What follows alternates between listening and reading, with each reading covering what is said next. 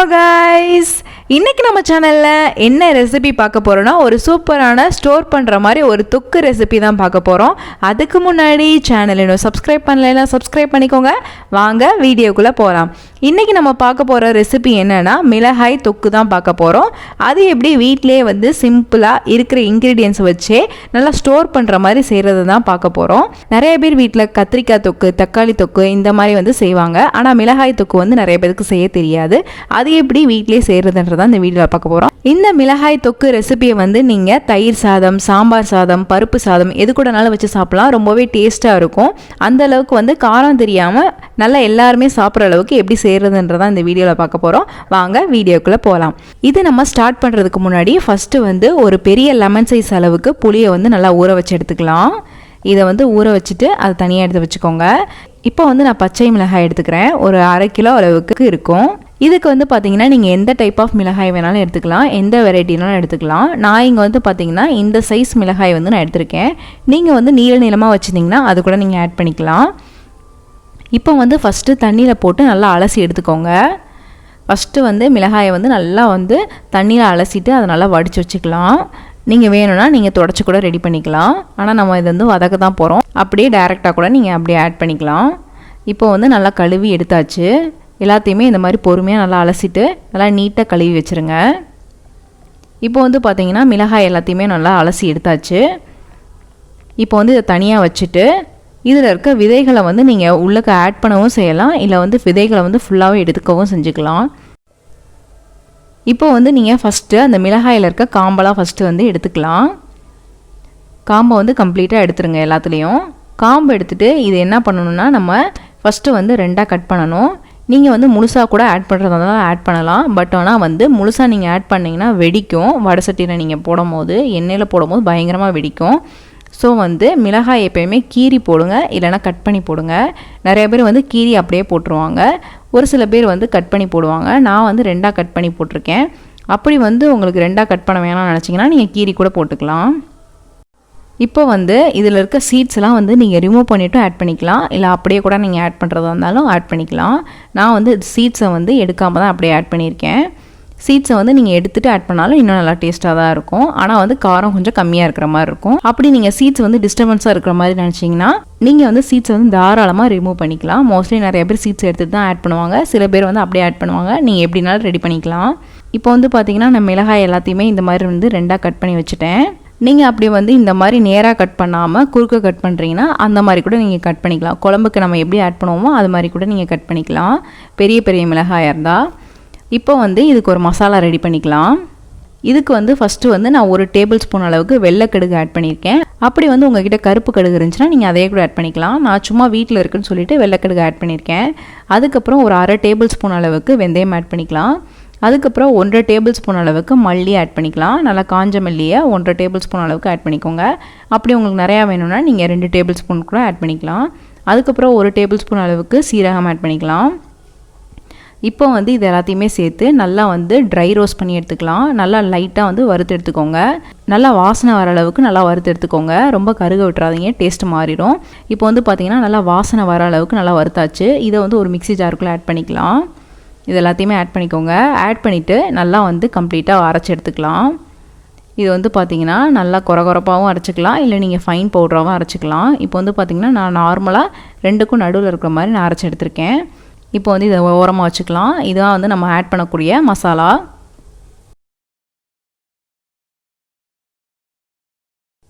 இப்போ ஒரு பேன் எடுத்துக்கோங்க. அதில் நல்லெண்ணெய் ஆட் பண்ணிக்கலாம். இது பார்த்தீங்கன்னா ஒரு 5லேருந்து 8 டேபிள் ஸ்பூன் கூட நீங்கள் ஆட் பண்ணிக்கலாம். நீங்கள் நிறையா எண்ணெய் மிதக்க ஆட் பண்ணணும்னு நினச்சிங்கன்னா நிறையா ஆட் பண்ணிக்கோங்க. நான் எப்போயுமே எண்ணெய் நார்மலாக தான் ஆட் பண்ணுவேன். ஸோ ஒரு 5 டேபிள் ஸ்பூன் அளவுக்கு ஆட் பண்ணிக்கலாம். இப்போ பார்த்தீங்கன்னா நம்ம கட் பண்ணி வச்சுருக்க மிளகாயை ஃபஸ்ட் அந்த எண்ணெயில் நல்லா வதக்கிடலாம்.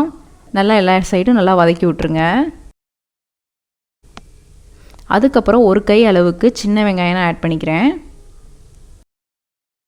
அதுக்கப்புறம் ஒரு 20 பல் பூண்டு ஆட் பண்ணிக்கலாம்.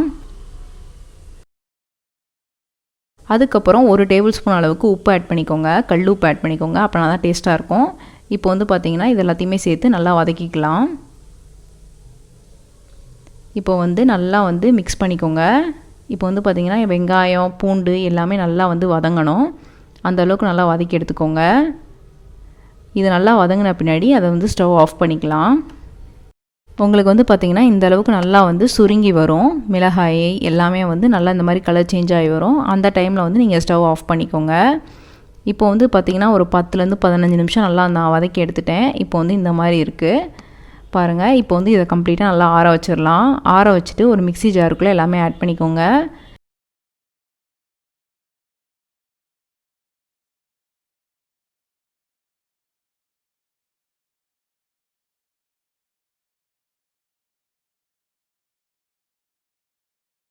மிக்ஸி ஜாருக்குள்ளே ஆட் பண்ணிவிட்டு நல்லா வந்து இதை பேஸ்ட் மாதிரி அரைச்சி எடுத்துக்கோங்க.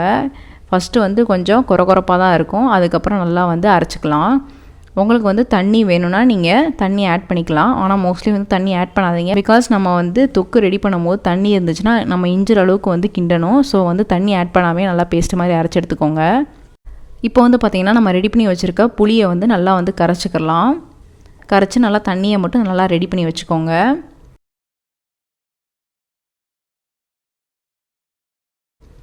இப்போ வந்து அதே பேன்லேயே இன்னும் கொஞ்சம் நல்லெண்ணெய் வந்து நான் ஆட் பண்ணிக்கிறேன். ஒரு 5லேருந்து 8 அதே மாதிரி நீங்கள் ஆட் பண்ணிக்கோங்க. உங்களுக்கு எவ்வளோ தேவையோ அந்தளவுக்கு ஆட் பண்ணிக்கோங்க. அதுக்கப்புறம் ஒரு அரை டேபிள் ஸ்பூன் அளவுக்கு கடுகு ஆட் பண்ணிக்கிறேன்.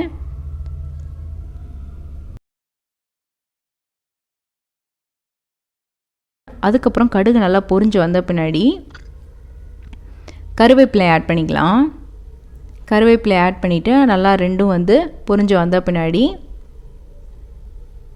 நம்ம வந்து வரமிளகாய் ஒன்று ஆட் பண்ணிக்கலாம். ஆல்ரெடி நம்ம வந்து செய்யப்படுறது வந்து மிளகாய் தொக்கு தான். ஸோ வந்து காரம் பார்த்துட்டு ஆட் பண்ணிக்கோங்க. ஒரு வரமிளகாயை நல்லா பிச்சு போட்டிருக்கேன். அதுக்கப்புறம் கொஞ்சமாக ஒரு 1/4 டீஸ்பூன் அளவுக்கு பெருங்காயத்தூள் ஆட் பண்ணிக்கலாம். ஆட் பண்ணிவிட்டு நல்லா வந்து வறுத்து விட்டுக்கோங்க.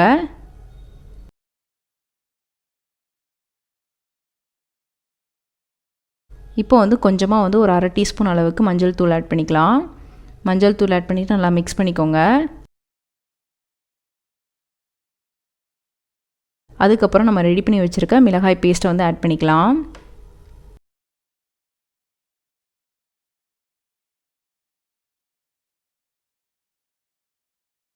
மிளகாய் பேஸ்ட் ஆட் பண்ணிவிட்டு நல்லா வந்து அந்த எண்ணெயிலே மிக்ஸ் பண்ணி விட்டுக்கோங்க. நல்லா வந்து எந்த அளவுக்கு நல்லா மிக்ஸ் பண்ணி விடணுமோ அந்த அளவுக்கு நல்லா மிக்ஸ் பண்ணி விட்டுக்கோங்க. இப்போ வந்து மேலே நம்ம ரெடி பண்ணி வச்சுருக்க பொடியை வந்து ஆட் பண்ணிக்கலாம்.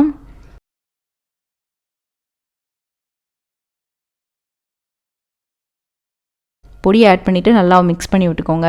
அந்த மசாலாவோட நல்லா வந்து மிளகாய் பேஸ்ட் வந்து நல்லா மிக்ஸ் ஆகணும். அந்தளவுக்கு வந்து நல்லா மிக்ஸ் பண்ணி விட்டுக்கோங்க.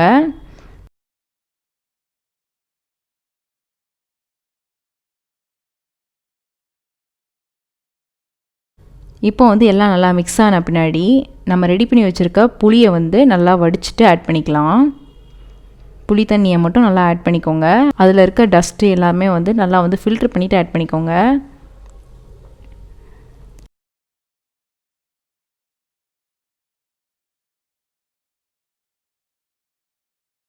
இந்த மாதிரி ஆட் பண்ணிவிட்டு நல்லா வந்து மிக்ஸ் பண்ணி விட்டுக்கலாம். இப்போ அந்த புளி தண்ணியோட நல்லா வந்து எல்லாமே மிக்ஸ் ஆகணும். அந்தளவுக்கு நல்லா மிக்ஸ் பண்ணி விட்டுக்கோங்க. இப்போ வந்து பார்த்திங்கன்னா நல்லா வந்து மிக்ஸ் ஆகிடுச்சு. இப்போ வந்து நம்ம நிறைய இன்க்ரீடியன்ட்ஸ் ஆட் பண்ணியிருக்கோம்ல. ஸோ வந்து உப்பு வந்து கரெக்டாக இருக்காது. ஸோ வந்து நான் 1 டீஸ்பூன் அளவுக்கு திரும்ப சால்ட் ஆட் பண்ணிக்கிறேன். அப்படி வந்து உங்களுக்கு கல் உப்பு தான் பிடிக்கும் அப்படின்னா நீங்கள் கல் உப்பு கூட ஆட் பண்ணிக்கலாம். இப்போ வந்து பார்த்திங்கன்னா நல்லா அது வந்து கொதிச்சு வரும். நம்ம புளி தண்ணி ஆட் பண்ணோன்னே தண்ணி இருக்க அந்த மாதிரி வந்து பொங்கி வரும். இப்போ வந்து உங்களுக்கு சைடில் பார்த்தா தெரியும் அந்த எண்ணெய்லாம் வந்து நல்லா பிரிஞ்சு வந்துகிட்ருக்கும். அப்போ வந்து நம்ம வெல்லம் வந்து ஆட் பண்ணிக்கலாம். இது வந்து ஆப்ஷனல் தான், வேணாம்னு நினச்சிங்கன்னா ஸ்கிப் பண்ணிக்கோங்க. நான் வந்து ஒரு 3 டீஸ்பூன் அளவுக்கு கொஞ்சம் கொஞ்சமாக வந்து வெல்லம் ஆட் பண்ணியிருக்கேன். ஆட் பண்ணி நல்லா மிக்ஸ் பண்ணி விட்டுக்கிறேன். டேஸ்ட் வந்து நல்லா வந்து பேலன்ஸ் பண்ணி கொடுக்கும். டேஸ்ட் வந்து நல்லாயிருக்கும். அதனால் நான் ஆட் பண்ணிக்கிறேன். இப்போ வந்து பார்த்திங்கன்னா கலர் வந்து இன்னும் பச்சையாக தான் இருக்குது. இன்னும் நல்லா டார்க்காக வரும். நல்லா டார்க் க்ரீன் கலரில் வரும். அந்த அளவுக்கு நம்மளுக்கு ரெடி ஆனதுன்னு அர்த்தம்.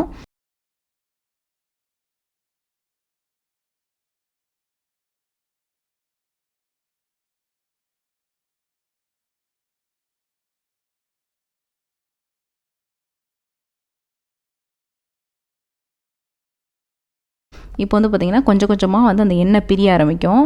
சட்டியில் வந்து ஒட்டாமல் இந்த மாதிரி வந்துகிட்டே இருக்கும். அப்போ வந்து நம்ம வந்து ஸ்டவ் ஆஃப் பண்ணிக்கலாம். எந்த அளவுக்கு கலர் சேஞ்ச் ஆகிருக்குன்னு பாருங்கள். இந்த மாதிரி வந்து உங்களுக்கு கலர் வந்து சேஞ்ச் ஆகணும். அந்த எண்ணெயெல்லாம் நல்லா பிரிஞ்சு மேலே வந்து எண்ணெய் வந்து அப்படியே தெரியும். அப்போ வந்து நீங்கள் ஸ்டவ் ஆஃப் பண்ணிக்கலாம்.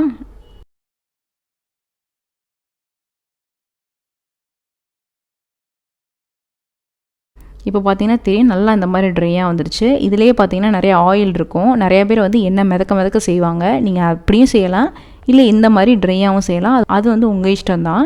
இதை வந்து நீங்கள் ஸ்டோர் பண்ணி வச்சுக்கிட்டிங்கன்னா ஒரு 3லேருந்து 4 மாதம் வந்து அப்படியே கெடாமல் இருக்கும். இதில் வந்து நம்ம புளி, வெல்லம் இதெல்லாம் ஆட் பண்ணியிருக்கிறதுனால சீக்கிரம் வந்து கெட்டு போகாது. அப்படி வந்து உங்களுக்கு கெட்டு போகிற மாதிரி இருக்குது அப்படின்னு நினச்சிங்கன்னா நீங்கள் வந்து ஃப்ரிட்ஜில் கூட வச்சு ஸ்டோர் பண்ணிக்கலாம். இப்போ வந்து பார்த்திங்கன்னா சூப்பராக ரெடி ஆயிடுச்சு. இந்த மிளகாய் தொக்கை வந்து நீங்கள் கண்ணாடி பாட்டிலில் வந்து போட்டு ஸ்டோர் பண்ணி வச்சுக்கோங்க. அப்படி இல்லை உங்ககிட்ட வந்து பிளாஸ்டிக் பாட்டில் தான் இருக்குது அப்படின்னு நினச்சிங்கன்னா பிளாஸ்டிக் பாட்டில்ஸில் கூட நீங்கள் ஸ்டோர் பண்ணி வச்சுக்கலாம், ஒன்றுமே செய்யாது. இப்போ வந்து பார்த்திங்கன்னா இதை வந்து ஒரு கண்ணாடி ஜாருக்குள்ளே நான் மாற்றிட்டேன். மோஸ்ட்லி வந்து கண்ணாடி ஜாரே வந்து நீங்கள் யூஸ் பண்ண பாருங்கள். அதான் வந்து எந்த ரியாக்ஷனும் வந்து ஆகாது.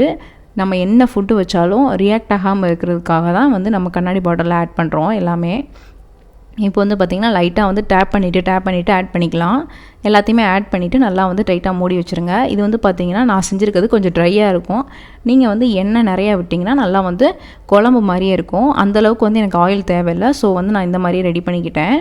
இது வந்து பார்க்குறதுக்கு கிட்டத்தட்ட வந்து ஊறுகாய் மாதிரி இருக்கும். ஸோ வந்து எனக்கு இந்த மாதிரி ரெடி பண்ணால் எனக்கு கரெக்டாக இருக்குது, அதனால் அப்படி ரெடி பண்ணியிருக்கேன். இப்போ வந்து பார்த்திங்கன்னா இதை வந்து ஸ்டோர் பண்ணுறதுக்கு ரெடி ஆயிடுச்சு.